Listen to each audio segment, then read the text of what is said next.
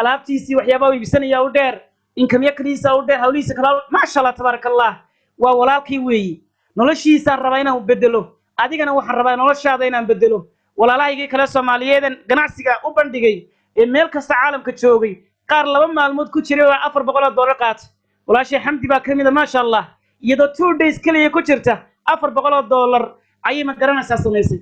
xagee lagu sameeyaa walaalayaal fursa cadiim ayaa caawineen timiday inaad ka faa'iideysataan ma rajaynaya insha Allah waxay noo haray waxa weeyi inaan balaan gareyno sida ku bilaabi lahayn laakiin bal intaanan si gudagelin walaalkay inay maqlayaan rajaynaya walaalkay baashe ma sha Allah walaalkay baashe ayaa ku soo dhaweyn doona war isaguna inala wadaagi doona hadii Ilaahay qadaro dareenkiisa iyo bal sidoo businesska ku bilaabay waxyaabahaas ayuu insha Allah caawa isaguna inoo bayaamin doona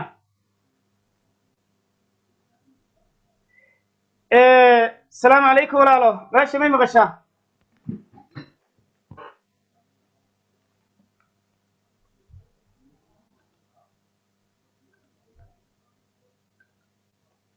hello baashe walaalkay may maqashaa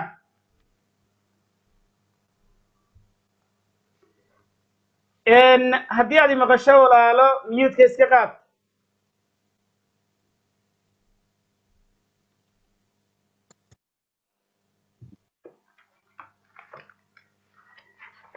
السلام عليكم وعليكم السلام ورحمة الله وبركاته إن ولا الإسمان وانكم مقليا ولا سي وناكسن ما شاء الله تبارك الله إن أدبان وفرح سنة هاي باش عبدي أحمد إن أدعى وكلن كان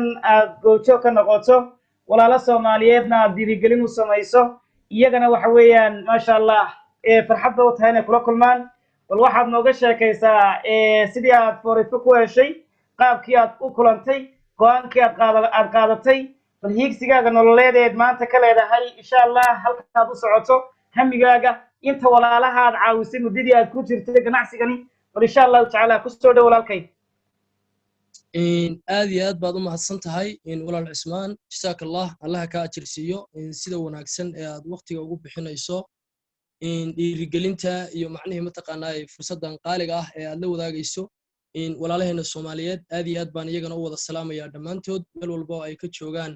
daafaha dunida sidoo kale waxaan isna aad iyo aad u salaamayaa manager Dr. Amin Abdallah aniga magacayga oo saddexan waa Baashe Cabdi Axmed waxaan joogaa magaalada Jigjiga levelka aan company-gan ka marayay waa manager company-gan taariikhdiisa ama waqtiga aan soo galay waxay ahayd bishii November ayaa waxa ila wadaagay maalmaha kamid ah wiilan saaxiib nahay anigoo galaas dhiganaya ama ilaa iyo hadda aan ahay arday warbixinta markii uu wiilkii ii sheegay waxay ahayd bishii November 19keedii sidoo kale waxaan isdiiwaan galiyay bishii September 2deedii marka labada CC waxaan buuxiyay bishii September also sidoo kale bishii April waxaan noqday April assistant supervisor bishii May assistant manager also sidoo kale bishii June 12keedii waxaan noqday manager ma sha Allah intii aan company-gan ku jiray waxaan kala kulmay waxyaabo badan oo run ahaantii aad iyo aad ii dhiirigeliyay waxaan soo galay macnaheedu mataqaanaa ama aan ku soo biiray dad guusha jecel dad horumarka jecel dad macnaheedu mataqaanaa mar walba baleenkoodu uu yahay sidii adigu aad u guuleysan lahayd ilaa iyo maantana aan ku jiro haddii ay noqoto macnaheedu mataqaanaa dhankii dhaqaalaha kale haddii ay noqoto dhankii waqtiga kale ma sha Allah intaba de xurriyad baan haystaa anoo xaafadeydii jooga gurigayga ka soo toosaya haddana maalin walba macnaheedu mataqaanaa ay qabanaya shaqo de run ahaantii gurigayga ugu timid waxaan oran karaa aad iyo aad ayaan macnaheedu u nasiib badanahay also sidoo kale walaalahayga isoo gaarsiiyay ugu horeeyo Dr. Amin Cismaan dhamaantood iyagana aad iyo aad baan macnaheedu mataqaanaa mar walba iyo waqti walba aan ugu mahad celiyaa maxaa yeelay noloshayda waxay ka qaateen qayb aad iyo aad u muhiim ah ma sha Allah ilaa iyo macnaheedu mataqaanaa maantana waan wadaa oo mar walba macnaheedu anigii isbedelay bulsho badan oo macnaheedu mataqaanaa Soomaaliyeed daafaha dunida kala jooga ayaan aniga laftigaygu aan sabab u sii noqday in aan noloshooda aan ku yeesho saameyn ama aan fursadan macnaheedu mataqaanaa caalamiga internationalka aan la wadaago ma sha Allah ilaa iyo maantana macnaheedu mataqaanaa step by step marba marka ka sii dambaysa kuritaanka macnaheedu dhaqaaluhu macnaheedu marba buu isa sii bedelaya ay waxa ugu wanaagsan caalamkana meel lagu leeyahay dadaalkaaga iyo hadafkaaga iyo macnaheedu mataqaanaa ay qorshahaaga ayay kugu xidhan tahay guushaadu runtii wax loo dhigo ma jiro oo lagu leeyahay haddaad shaqaysato bishan aad shaqo wanaagsan qabato dhaqaale badan baa ku soo galaya haddii aad macnaheedu mataqaanaa gaabisana dhaqaalahaagu gaabanaya waa dareemi kartaa waa fursad macnaheedu mataqaanaa aad xurriyad u haysato inaad noloshaada isbeddel aad ugu samayn karto runtii waa fursad aad iyo aad u qaali ah idinkuna waxaan odhan karaa waxa caawa dee macnaheedu qof walba uu fursadihiisa ama gacmihiisa uu ku haystaa fursad aad iyo aad u muhiima maasha allah dee ilaa iyo maantana waan wadnaa dhaqaale fiican iyo intaba waan kala kulannay inaan macnaheedu mataqaanaa sii xoojino oo bulshadii Soomaaliyeed iyagana aan sii gaarsiino 24 saacadood insha Allah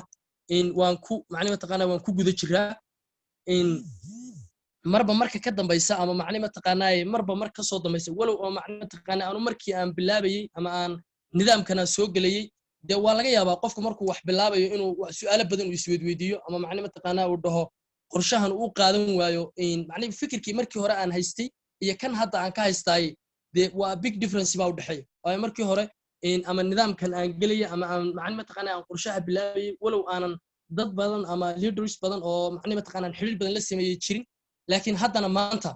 dee waxaan ka taaganahay level wanaagsan waxaan ka helaa macnaheedu mataqaanaa company-gan dhaqaale wanaagsan dee intaa iyo ka badanna waan sii sameynaya oo hadda qorshahaygu yahay gaarigii oo kale insha Allah haddii la yiraahdo folowgiisi aan ku jiro sidii macnaheedu mataqaanaa inuu achieve garayn lahaa dalxiiskii oo kale sidaan uga qayb gali lahaa dee walaalahay way sameeyeen Ismaan baa sameeyay leaders badan oo kale sameeyay also aniguna anoo joogo waxa iyagu qabteen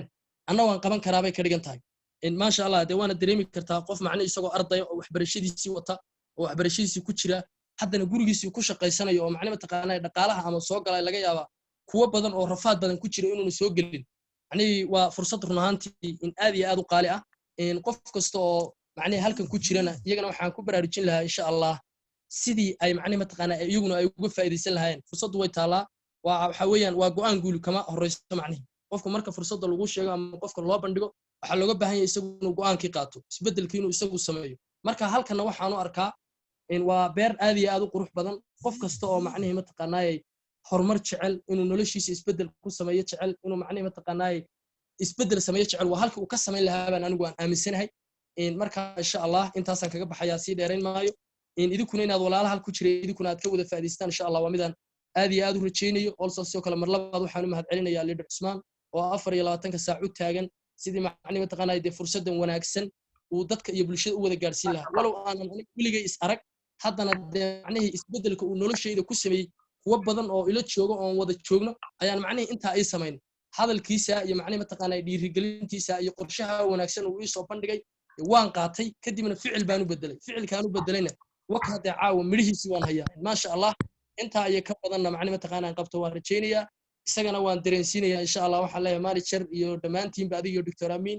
aad iyo aad baad u mahadsantihiin mar labaad iyo mar saddexaad intaa iyo ka badanna waad qaban kartaa waana idinka fadhinaa wassalaamu calaykum waraxmatullah intaas kaga baxaya insha Allah aad baad u mahadsan tahay walaalkay intaanad ka bixin waan ku mahad celinayaa aniguna si gaar ah kugu mahad celinayaa historygaaga iyo taariikhda aad nala wadaagteen runtii waa interesting waana shidaal dhamaantayo walaalaha waxaan rabaa bal inaan la wadaagno shaqooyinka ugu badan ee Ethiopia dadka ugu badan dhaqaalaha ay sameeyaan tusaale ahaan qofka chief executive officer-ka yani waa sarkaalka fulinta qaabilsan oo kale wuxuu qaataa 19,000 oo lacagta Ethiopiaanka ah weeyi chairman of the board ama gudoomiyaha gudiyada oo kale sarsare oo kale wuxuu qaataa 19,000 oo lacagta Ethiopiaanka maamulayaasha regionalka oo kale waxay qaataan 17,000 oo lacagta Ethiopiaanka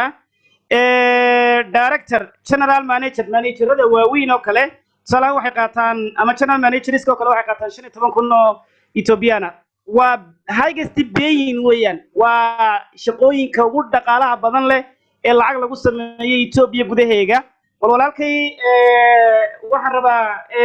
dhowrkii bilood u dambeeyay inuu nala share gareeyo isagoo jigjiga jooga Ethiopia dhaqaalaha inta lagu qaato shaqooyinka ugu badan bal inuu inkankiisii inala share gareeyo ayaan aad u jeclaan lahaa soo dhaw walaalkay waad mahadsan tahay walaal Ismaan aad iyo aad walaal aniga hadda dhaqaalaha hadda bishan macnaheedu mataqaanaa August bishii ugu dambeysay ahayd aniga dhaqaalihii community iga soo galay wuxuu ahaa $1,677 in bishii ka horreysay oo kale 1585 in bishii ka sii horreysay oo kale 1420 in intaas walaal ahaa macnaheedu bilihii ugu dambeeyay kumbaniga macnaheedu aniga dhaqaalaha iga soo galay